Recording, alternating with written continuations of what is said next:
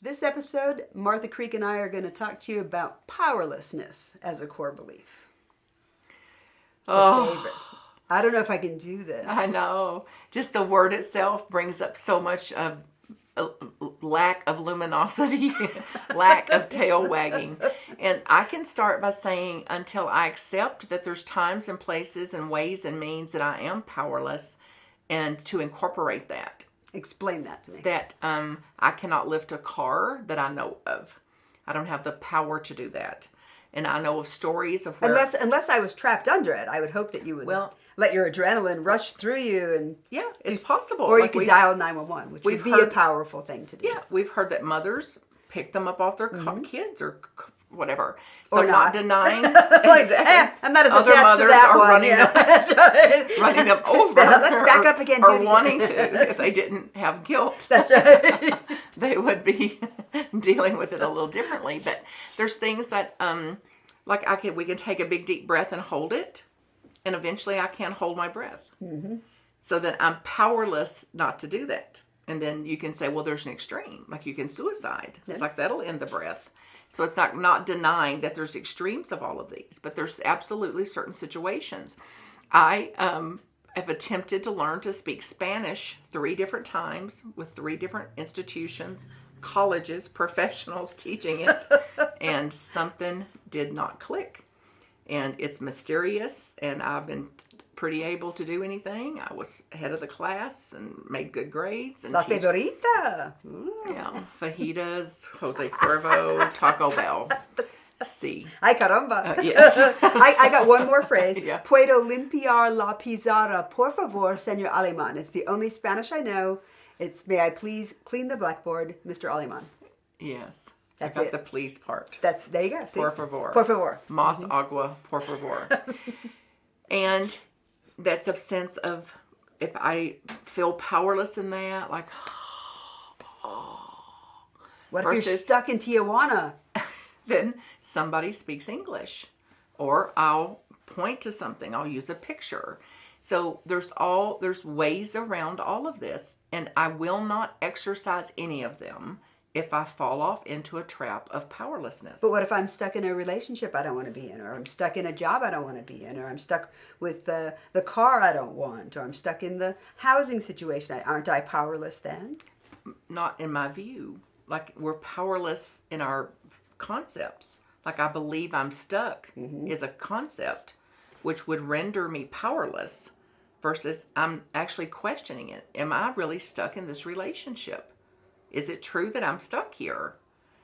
What's the consequences if I believe I'm stuck? I stay, I whine, I make excuses. Or who would I be if I didn't believe I'm stuck in this relationship? And it's like, I'd be hitting the door.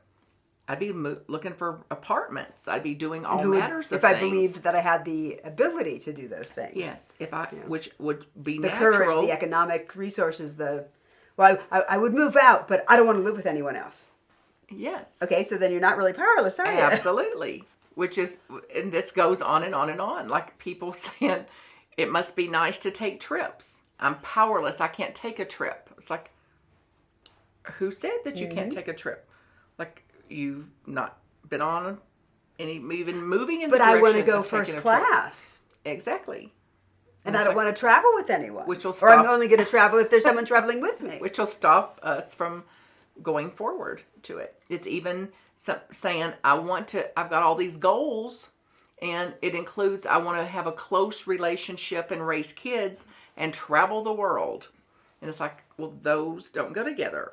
So then you likely won't do much of either one of them if you split your energies off like that, versus getting clear about what you really want and then exercising all the power you have in the world toward that aim. Okay, so what about if my parents won't let me, my boss won't let me, my spouse won't let me, my neighbor won't let me? I want to cut that tree down that's on my property, but it's his tree, but he won't let me.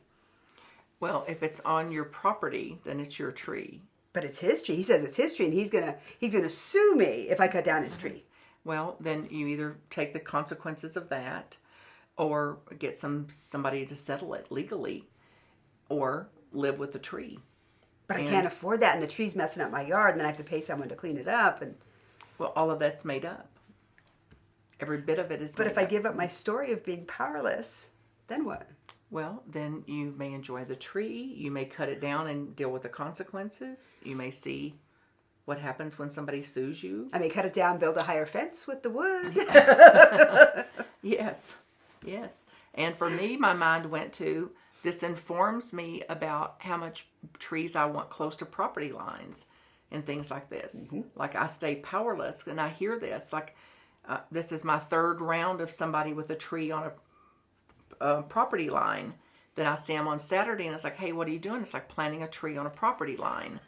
Like, well, that's going to recreate the powerlessness you feel when a branch falls off over there, or they start picking the fruit off of that tree, which doesn't really belong to them. And throwing it at your house. Yes, or even eating it, using it. Now right. You owe me the jam, that came off of this. And This is the nuances of these. But to the degree that we keep repeating what we're doing, then we stay the powerless one.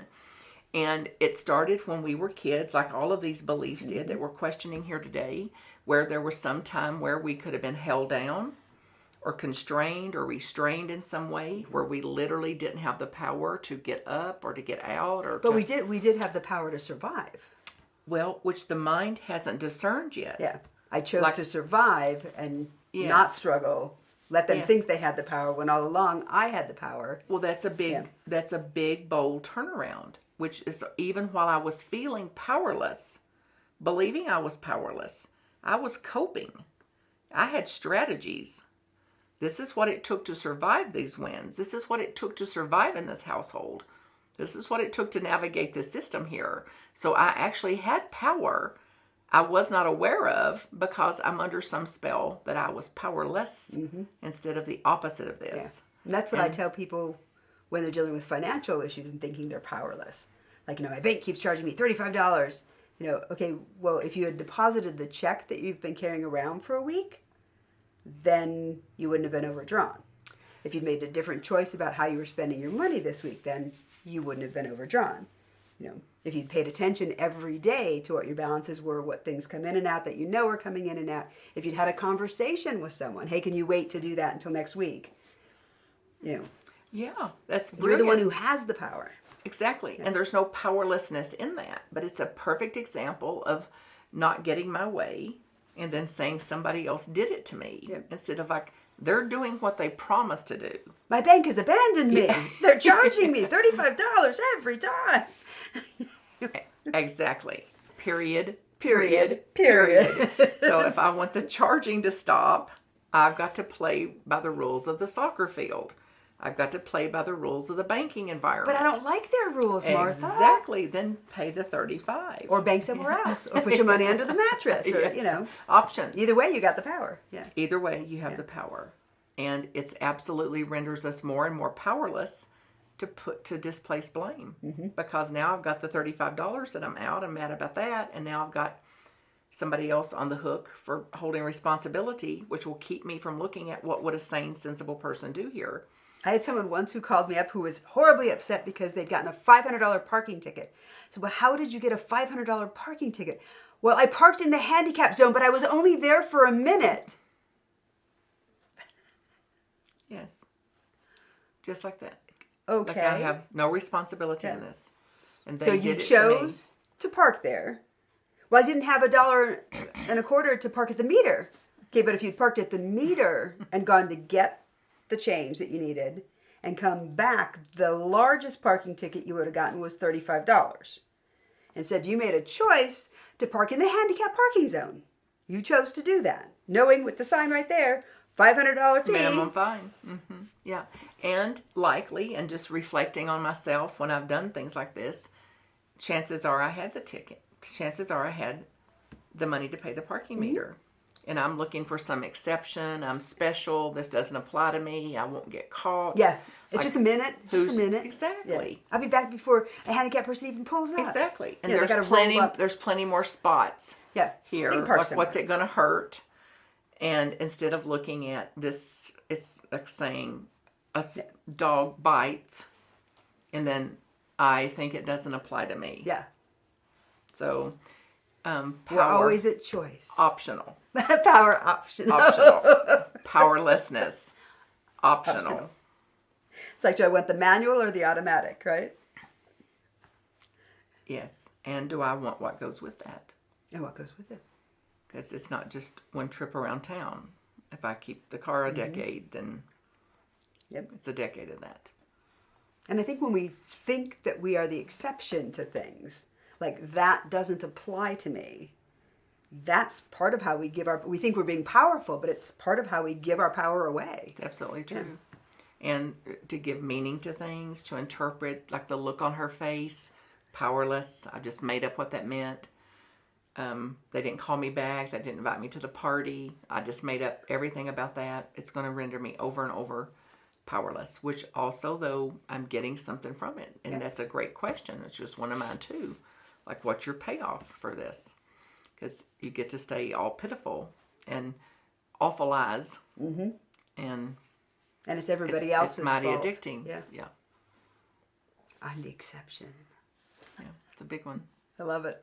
Awesome. Well, if you'd like to explore your powerlessness issues, I highly recommend you talk to Martha, because I'm not going to be nearly as nice no matter how much she's tormenting you.